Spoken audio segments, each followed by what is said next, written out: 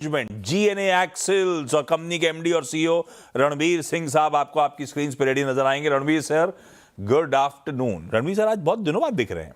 मुझे तो याद ही नहीं पड़ता लास्ट टाइम नोयर कंपनी में कब चर्चा हुई थी हमारी। पहली चीज, नंबर्स रखिएगा स्क्रीन पर डायरेक्टर साहब। बढ़िया Q1 की अर्निंग्स है, आय साल दर साल 37% का जम 470 करोड़ रुपए आता हुआ, और मेरे ख्याल से रीसेंट मेमोरी में one of the best performance है। मतलब काफी टाइम से बड़ी सबड्यूड सी टॉप लाइन थी।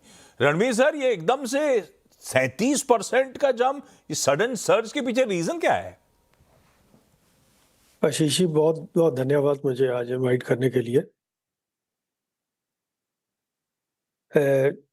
एक्चुअली द Q1 जो है लास्ट ईयर जो था बहुत डाउन था, और उसमें market was very much down and बहुत ज़्यादा अफेक्टेड थी नॉर्थ अमेरिकन टैरिफ की वजह से, और ओवरऑल सेंटीमेंट स्लो थे। Of highway and CV also जो इंडिया में भी लो था। तो उसके बाद जो जो लास्ट ईयर में नवंबर दिसंबर में दोबारा जो मार्केट रिवाइव की है और उसमें ग्रोथ आनी शुरू हुई है। अगर हमारे Q3 एंड Q4 भी देखेंगे, वो भी लास्ट ईयर के फर्स्ट हाफ से बेटर थे, और उसके बाद फर्दर जो मार्केट है फर्दर इम्प्रूव हो रही है। Demand is increasing. So since company ने जो काफ़ी अच्छी इन्वेस्टमेंट की है और अच्छे प्लानिंग के साथ इन्वेस्ट किया है, जब ये मार्केट का अपस्विंग आया है उसकी वजह से हम परफॉर्म कर पाए हैं। मतलब रणवीर सर, आप कैंडिडली एक्सेप्ट कर रहे हो कि ये क्वार्टर का परफॉर्मेंस अच्छा नहीं था, लास्ट ईयर जो बेस था वो गड़बड़ा गया था, ऐसा मानूं क्या? ये भी पार्ट ऑफ उसका हिस्सा है। दोनों क्योंकि लास्ट ईयर कंट्रीब्यूट जो कर रहे हैं। फर्स्ट हाफ था काफ़ी लो था, और उसके अलावा ओवरऑल जो हमारे डिफरेंट सेगमेंट्स हैं, जैसे कमर्शियल व्हीकल डोमेस्टिक है, ऑफ हाईवे डोमेस्टिक है, ट्रैक्टर मार्केट है, हाँ, उसके अलावा हमारी नॉर्थ अमेरिकन मार्केट है, यूरोप है, साउथ अमेरिका है, और सभी का डिमांड जो है काफ़ी इम्प्रूव्ड है। और तो रणवीर सर, सब अच्छा साउंड कर रहा है।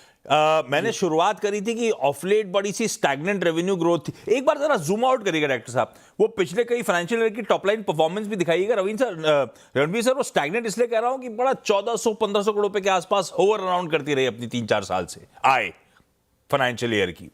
अब जब Q1 में ग्रोथ पिकअप हुई है, तो सब जानना चाहते हैं ग्रोथ कितनी सस्टेनेबल है।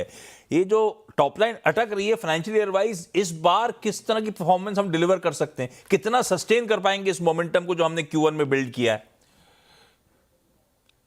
फाइनेंशियल ईयर 2023, 24, 25 उसमें ग्रोथ नहीं आई है, लेकिन उसमें जो हमारी टॉप लाइन को इंसुलेट करने के लिए हमने अच्छी डायरेक्शन में इन्वेस्टमेंट्स की हैं, ताकि टॉप लाइन हमारी इम्प्रूव हो। और भी हमने नए सेगमेंट भी ऐड किए हैं उसमें, जैसे लाइट व्हीकल सेगमेंट है, और हमने डी बॉटलनेकिंग की है फॉर कमर्शियल व्हीकल, एंड काफ़ी सारी इम्प्रूवमेंट ऑफ हाईवे में हमने की है डी बॉटलनेकिंग करके। और जो भी नया अपस्विंग बिजनेस आया था इसमें ऑफ हाईवे में, या उसका एक्सपोर्ट का आया था, या कोई न्यू कैटेगरी बिजनेस आया था, और वो सारा हम अब परफॉर्म कर पा रहे हैं अभी, जिसकी वजह से टॉप लाइन अभी काफ़ी इंसुलेटेड है और सस्टेनेबल है। और अगर मैं नेक्स्ट 2 क्वार्टर्स का देखूं, नेक्स्ट 2 क्वार्टर्स में भी विजिबिलिटी बहुत अच्छी है। स्पेशली नॉर्थ अमेरिका की डिमांड जो क्लास 8 की और कमर्शियल व्हीकल की है, वो डिमांड काफ़ी स्ट्रॉन्ग है। और उसका भी होपफुली 2 साल जो है, 1.5 साल, नेक्स्ट 1.5 ईयर जो है, उसका क्लास 8 का मार्केट अप जाने वाला है और स्ट्रॉन्ग रहने वाला है। दोनों मार्केट इंपॉर्टेंट है हमारे इंडिया का, जहां पे वो सीवी स्पेस कहने के लिए बड़ी, कहते हैं ना, बड़ी बम्पी से रहता है मामला। दूसरा, हमने बड़े स्मार्टली एक्सपोर्ट पे डिपेंडेंस बढ़ाई थी, नॉर्थ अमेरिका यूरोप जैसे बाजार में बड़ी पकड़ बढ़ाई है जीएनए एक्सेल ने। आप सही कह रहे हो, जो क्लास 8 ट्रक के आंकड़े मंथ ऑन मंथ आते हैं, बड़ी स्ट्रेंथ दिखा रहे हैं, स्ट्रांग तो चल रहे हैं। पर ये जो रिसेंट वेस्ट एशिया का क्राइसिस, आई एम श्योर अब वो खींचा चले जा रहा है, मूड सेंटिमेंट बिगड़ना तो शुरू हुए होंगे। रणवीर सर, आपकी चर्चा होती रहती होगी अपने की क्लाइंटेल से, बड़े बड़े ओईएम्स के साथ, कुछ मामला कूल ऑफ हो रहा है, या इन सब का कोई खास इंपैक्ट धंधे पे है नहीं, ऑर्डर बुकिंग पे है नहीं? सर, ये जो यूरोप में है, या यूक्रेन रशिया है, या जो गल्फ है, ये एक बहुत लंबा खींचा जा रहा है और एक रूटीन ऑफ लाइफ बन गई है। लेकिन अभी जितने भी मैन्युफैक्चरर हैं वो इसको ले नहीं रहे, वो डिमांड एंड सप्लाई के ऊपर ही कंसंट्रेट कर रहे हैं। अगर कोई वॉर में डिस्ट्रक्शन हो रही है, लेकिन definitely more and more equipment is required to rebuild the these things. जो भी डिस्ट्रक्शन है इसमें जो फ्यूचर में आने वाले टाइम में इसमें कोई मैन्युफैक्चरिंग सेगमेंट या रिक्वायरमेंट में कोई इफेक्ट नहीं होने वाला। अच्छा रणवीर सर, प्रमोटर्स की होल्डिंग बढ़िया है, 65% के ऊपर है, लेकिन quarter on quarter promoter holding reduce हो रही है लगातार। और इवन लास्ट क्वार्टर में तो अच्छा खासा चंक बिकने को आया था, जब एक डिस्क्लोजर भी आया था कि प्रमोटर परिवार से एक मेंबर ने अच्छा खासा 2-2.5% हिस्सेदारी बाजार में, खुले बाजार में बेची।